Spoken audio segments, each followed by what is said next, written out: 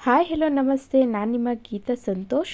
ಸಿರಿ ಸಂಭ್ರಮ ಚಾನಲ್ಗೆ ನಿಮ್ಮೆಲ್ರಿಗೂ ಸ್ವಾಗತ. ಇನ್ನೂ ನನ್ನ ಚಾನಲ್ನ ಸಬ್ಸ್ಕ್ರೈಬ್ ಆಗಿಲ್ಲ ಅಂದರೆ ಪ್ಲೀಸ್ ಸಬ್ಸ್ಕ್ರೈಬ್ ಆಗಿ, ಹಾಗೆ ಬೆಲ್ ಬಟನ್ನ ಕ್ಲಿಕ್ ಮಾಡೋದನ್ನ ಮರಿಬೇಡಿ. ಬನ್ನಿ ಹಾಗಾದರೆ ಇವತ್ತಿನ ವಿಡಿಯೋದಲ್ಲಿ ನಮ್ಮ ಮನೇಲಿ ಯಾವ್ಯಾವ ರೀತಿಯ ಗಿಡಗಳನ್ನ ಬೆಳೆಸಿದ್ದೀನಿ, ಆ ಗಿಡಗಳನ್ನ ಉಪಯೋಗಗಳೇನು ಅಂತ ನಾನು ಇವತ್ತಿನ ವಿಡಿಯೋದಲ್ಲಿ ನಿಮ್ಮೆಲ್ರಿಗೂ ತಿಳಿಸ್ಕೊಡ್ತಾ ಇದ್ದೀನಿ. ಮೊದಲನೇದಾಗಿ ಈ ಆಲೋವೆರಾ ಗಿಡನ ನಾವು ಮನೆ ಮುಂದೆ ಪಾಟಲ್ಲಾಗಲಿ ಅಥವಾ ಬೆಳೆಸೋದ್ರಿಂದ ತುಂಬಾ ಉಪಯೋಗ ಅಂತಲೇ ಹೇಳ್ಬೋದು. ಹಾಗೆ ಒಂದು ವಾಸ್ತು ಪ್ರಕಾರ ಈ ಗಿಡನ ಇಡಬೇಕು ಅಂತ ಹೇಳ್ತಾರೆ. ಈ ಗಿಡದಿಂದ ನಾವು ಬೆಳೆಸೋದ್ರಿಂದ, ಆಲೋವೆರಾ ಗಿಡನ ಬೆಳೆಸೋದ್ರಿಂದ ಇದರಿಂದ ಜೆಲ್ ಬರೋದನ್ನ ಮುಖಕ್ಕೆ ಹಚ್ಕೊಬೋದು. ಹಾಗೆ ನಾವು ಏರ್ ಫಾಲ್ ಆಗ್ತಾ ಇರುತ್ತೆ, ತಲೆಗೆ ಯೂಸ್ ಮಾಡ್ಬೋದು. ಇದನ್ನು ಹಚ್ಚಿ ಒಂದು 1/2 ಅವರ್ ಅಥವಾ 3/4 ಅವರ್ ಬಿಟ್ಟು ಸ್ನಾನ ಮಾಡೋದ್ರಿಂದ ಒಂದು ಬ್ರೈಟ್ನೆಸ್ ಬರುತ್ತೆ ಅಂತಲೇ ಹೇಳ್ಬೋದು. ಮತ್ತು ಹಾಗೆಯೇ ಸ್ಮೂತಾಗೆ ಆಗುತ್ತೆ ಕೂದಲು. ಫೇಸು ಅಷ್ಟೇ ಯಾವುದೇ ರೀತಿಯ ಏನೇ ಗುಳ್ಳೆಗಳಿದ್ರೂ ಅದನ್ನು ಹಚ್ಕೊಳ್ಳೋದ್ರಿಂದ ತುಂಬಾ ಚೆನ್ನಾಗಿರುತ್ತೆ. ಮತ್ತು ಇದರಿಂದ ಜ್ಯೂಸನ್ನು ಸಹ ಮಾಡ್ತಾರೆ. ಈ ಆಲೋವೆರಾ ಜೆಲ್ಲಿಂದ ಈ ಆಲೋವೆರಾ ಗಿಡದಿಂದ ತುಂಬಾ ಉಪಯೋಗ ಇದೆ ಅಂತಲೇ ಹೇಳ್ಬೋದು. ಹಾಗೆ ಇದನ್ನು ವಾಸ್ತು ಪ್ರಕಾರ ಮನೆಯಲ್ಲಿ ಮೇಲ್ಗಡೆ ನಾವು ಓಡಾಡೋ ಜಾಗದಲ್ಲಿ ಸಹ ಇದನ್ನು ಕಟ್ಟಿರ್ತಾರೆ. ಅದು ಯಾವುದೇ ನೀರು ಏನೇ ಹಾಕ್ತಿರೇ ಬೆಳೀತಾ ಇರುತ್ತೆ, ಅದು ವಾಸ್ತು ಅಂತಲೇ ಹೇಳ್ಬೋದು. ಹಾಗೆ ದೊಡ್ಡಪತ್ರೆ ಎಲೆ ನೋಡಿ, ದೊಡ್ಡದಾಗಿರುತ್ತೆ. ಇದರಲ್ಲಿ ಚಟ್ನಿ ಸಹ ಎಲ್ಲನೂ ಮಾಡ್ತಾರೆ. ಇದು ಸ್ವಲ್ಪ ಖಾರ ಥರ ಇರುತ್ತೆ. ಎಲೆ ಎಲ್ಲನೂ ಸ್ವಲ್ಪ ಯಾಕೋ ಹುಳ ಎಲ್ಲನೂ ತಿಂದು ಉದ್ರೋಗ್ಬಿಟ್ಟಿತ್ತು. ಅದಕ್ಕೆ ನಾನು ಎಲೆ ಎಲ್ಲನೂ ಕಟ್ ಮಾಡಿಬಿಟ್ಟಿದ್ದೆ. ಅದು ಇವಾಗೆಲ್ಲನೂ ಚಿಗುರುತ್ತಾ ಇದೆ. ಈ ಗಿಡದಿಂದ ನಮಗೆ ಮಕ್ಕಳಿಗೆ ಏನಾದರೂ ಕೆಮ್ಮಿರುತ್ತೆ, ಈ ಎಲೆನ ಕಿತ್ಕೊಂಡು ಸ್ವಲ್ಪ ರುಬ್ಬಿಟ್ಟು ಇದರಿಂದ ಬರುತ್ತಲ್ಲ ರಸನ ಸ್ವಲ್ಪ ಜೇನುತುಪ್ಪ ಮಿಕ್ಸ್ ಮಾಡಿ ಮಕ್ಕಳಿಗೆ ಹಾಕೋದ್ರಿಂದ ಯಾವುದೇ ರೀತಿಯ ಕೆಮ್ಮು ಬರೋದಿಲ್ಲ. ಮತ್ತು ಕಫ ಏನೇ ಇದ್ರೂ ಎಲ್ಲನೂ ಸ್ವಲ್ಪ ರಿಲೀಫ್ ಆಗುತ್ತೆ. ಇದರಿಂದ ಮನೆಮದ್ದು ಅಂತಲೇ ಹೇಳ್ಬೋದು. ಇದನ್ನು ಜಾಸ್ತಿ ಆಯುರ್ವೇದಿಕ್ಕಲ್ಲಿ ಯೂಸ್ ಮಾಡ್ತಾರೆ. ಅದಕ್ಕೂ ಸಹ ಇದನ್ನು ನಾವು ಮನೆ ಮುಂದೆ ಹಾಕ್ಕೊಂಡ್ರೆ ಮಕ್ಕಳು ಕೆಮ್ಮು ಬರೋದಾಗಲಿ, ಹಾಗೆ ದೊಡ್ಡವ್ರಿಗೇನು ಕೆಮ್ಮು ಬಂದ್ರೂ ಸಹ ಎಲೆನ ತೊಗೊಂಡು ತೊಳೆದ್ಬಿಟ್ಟು 1-2 ಕಲ್ಲು ಉಪ್ಪನ್ನು ಸೇರಿಸಿ ಹಾಗೆ ಬಾಯಲ್ಲಿ ಹಾಕಿ ಅಗೆದು ನುಂಗೋದ್ರಿಂದ ನಮಗೂ ಸಹ ಕೆಮ್ಮು ಏನೇ ಇದ್ರೂ ಸ್ವಲ್ಪ ಎಲ್ಲನೂ ರಿಲೀಫ್ ಆಗುತ್ತೆ. ಹಾಗೆ ನೋಡಿ, ನಾನಿವಾಗ ಅಲ್ಲಿ ಚಿಕ್ಕದು ಗಿಡಗಳು ಕಾಣಿಸ್ತಿದೆ ಅನ್ಕೊತೀನಿ. ಆ ಗಿಡಗಳು ಏನು ಬಂದಂದರೆ ಮೆಣಸಿನ್ಕಾಯಿ ಗಿಡ. ಅದು ಸ್ವಲ್ಪ ಮನೇಲಿ ಮೆಣಸಿನ್ಕಾಯಿ ಕಾಳು ಬೀಜಗಳು ಇತ್ತು, ಅದನ್ನು ಸ್ವಲ್ಪ ಹಾಕಿದೆ. ಹಾಗೆ ಸ್ವಲ್ಪ ಗಿಡ ಅದು ಬರ್ತಾ ಇದೆ. ನಾವೇ ಮನೇಲಿ ಏನಾದರೂ ಗಿಡಗಳನ್ನ ಬೆಳೆಸ್ಕೊತಾ ಇದ್ದರೆ ನಮಗೆ ಒಂಥರ ಖುಷಿ ಇರುತ್ತೆ. ಹಾಗೆ ಮನೆ ಮುಂದೆ ಗ್ರೀನರಿ ಇದ್ದರೆ ನಮಗೂ ಒಂಥರ ನೋಡೋದಕ್ಕೆ ಖುಷಿ ಆಗುತ್ತೆ, ಮನಸ್ಸಿಗೆ ನೆಮ್ಮದಿ ಸಿಗುತ್ತೆ ಅಂತ ಗಿಡಗಳನ್ನ ನಾವು ಇಟ್ಕೊತೀವಿ. ಹಾಗೆ ಪಕ್ಕದಲ್ಲಿ ದಾಸವಾಳ ಗಿಡನ ಇಟ್ಕೊಂಡಿದೆ. ಅದು ಒಂದೆಲೆ ದಾಸವಾಳ ಹೂ, ಒಂದು ಸುತ್ತು ಮಾತ್ರ ಹರಳುತ್ತೆ. ಅದು ಆ ಹೂ ಬಂದು ರೆಡ್ ಕಲರು, ತುಂಬಾ ಚೆನ್ನಾಗಿರುತ್ತೆ. ಅವಾಗವಾಗ ವಾರಕ್ಕಿಲ್ಲ ಅಂತಂದರೂ 2-3 ಹೂ ಬಿಡ್ತಾನೆ ಇರುತ್ತೆ. ನೋಡಿ, ಚಿಕ್ಕ ಇನ್ನೂ ಮೊಗ್ಗಳೆಲ್ಲನೂ ಬಿಡ್ತಿದೆ.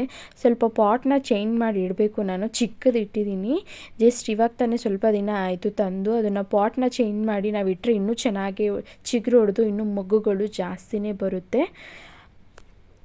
ಆ ದಾಸವಾಳ ಪಾಟಲ್ಲೂ ಸಹ ನಾನು ಮೆಣಸಿನ್ಕಾಯಿನ ಬೀಜನ ಸುಮ್ಮನೆ ಹಾಗೆ ಹಾಕಿದ್ದೆ. ಅಲ್ಲೂ ಸಹ ಮೆಣಸಿನ್ಕಾಯ್ದು ಗಿಡಗಳು ಬರ್ತಿದೆ. ಸ್ವಲ್ಪ ದೊಡ್ಡದಾದರೆ ಇನ್ನೂ ಸ್ವಲ್ಪ ಪಾಟ್ನ ಚೇಂಜ್ ಮಾಡಿ ಬೇರೆ ಮಣ್ಣೆಲ್ಲ ಹಾಕಿ ಆ ಮೆಣಸಿನ್ಕಾಯಿ ಗಿಡನ ಅದರಲ್ಲಿ ಸೇರಿಸಿದ್ರೆ ತುಂಬಾ ಚೆನ್ನಾಗಿ ಬರುತ್ತೆ.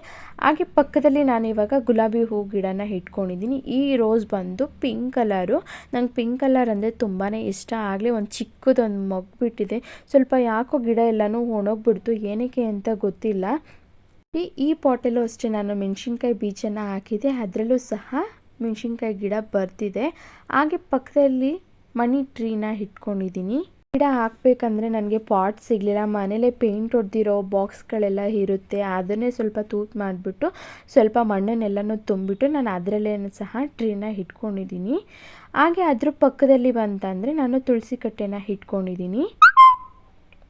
ನೋಡಿ, ಇದು ಐಸ್ ಕ್ರೀಮ್ ತಿಂದಿರೋ ಡಬ್ಬಿ, ಇದು ಬೌಲ್, ಇದು ಗಾಜಿಂದು ಪಿಂಗಾಣಿ ಥರ ಇರುತ್ತೆ. ಇದು ಅದರಲ್ಲಿ ಸ್ವಲ್ಪ ಮನಿ ಪ್ಲ್ಯಾಂಟ ಸ್ವಲ್ಪ ನೀರನ್ನ ತುಂಬಿಸ್ಬಿಟ್ಟು ಇಟ್ಕೊಂಡಿದ್ದೀನಿ. ಆವಾಗವಾಗ ವಾರಕ್ಕೊಮ್ಮೆ ಜಸ್ಟು ಚೇಂಜ್ ಮಾಡಿಕೊಂಡ್ರೆ ಸಾಕು, ನೀರನ್ನ ತುಂಬಾ ಚೆನ್ನಾಗಿ ಬರುತ್ತೆ. ಅದನ್ನು ಸಹ ಆ ಮನಿ ಪ್ಲ್ಯಾಂಟ್ ಬಂದು ನೀರಲ್ಲೇ ಸಹ ಚೆನ್ನಾಗಿ ಬೆಳೆಯುತ್ತೆ.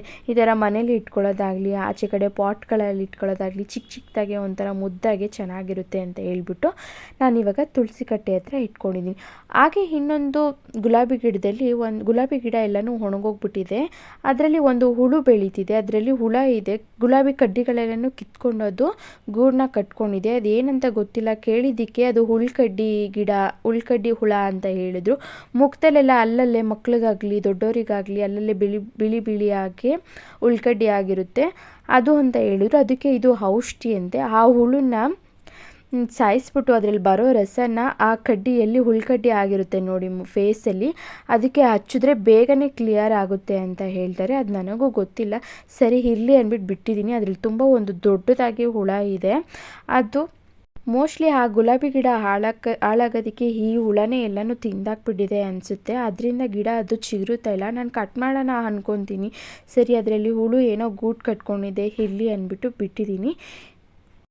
ಇಷ್ಟು ನಮ್ಮ ಮನೆಯ ಗಿಡಗಳು ಅಂತಲೇ ಹೇಳ್ಬೋದು. ನಾನಿವಾಗ ಇಷ್ಟು ಗಿಡಗಳನ್ನ ಇಟ್ಕೊಂಡಿದ್ದೀನಿ. ಇನ್ನೂ ತೊಗೊಂಡು ಬರಬೇಕು. ನಾವು 3rd ಫ್ಲೋರಲ್ಲಿ ಇರೋದ್ರಿಂದ ಪಾಟ್ಗಳನ್ನೆಲ್ಲ ತೊಗೊಂಡು ಬಂದು ಮತ್ತೆ ಚೇಂಜ್ ಮಾಡೋಕ್ಕಾಗಲ್ಲ ಅಂತ ಹೇಳ್ಬಿಟ್ಟು ಎಲ್ಲಾದರೂ ಹೋದಾಗ ಅಷ್ಟೇ ಸ್ವಲ್ಪ ಒಂದೊಂದು ಗಿಡಗಳನ್ನ ತಂದು ಇಟ್ಕೊಂಡಿದ್ದೀನಿ. ಈ ವಿಡಿಯೋ ನಿಮ್ಮೆಲ್ರಿಗೂ ಇಷ್ಟ ಆಗಿದೆ ಅಂದ್ಕೊತೀನಿ, ಹಾಗೆ ಒಂದು ಉಪಯೋಗ ಆಗುತ್ತೆ ಅಂತಲೇ ಅಂದ್ಕೊಂಡಿದ್ದೀನಿ. ಇನ್ನಷ್ಟು ವೀಡಿಯೋಗಳಿಗಾಗಿ ನನ್ನ ಚಾನಲ್ನ ಸಬ್ಸ್ಕ್ರೈಬ್ ಆಗಿಲ್ಲ ಅಂತಂದರೆ ಪ್ಲೀಸ್ ಸಬ್ಸ್ಕ್ರೈಬ್ ಆಗಿ, ಹಾಗೆ ಬೆಲ್ ಬಟನ್ನ ಕ್ಲಿಕ್ ಮಾಡೋದನ್ನ ಮರಿಬೇಡಿ. Thank you.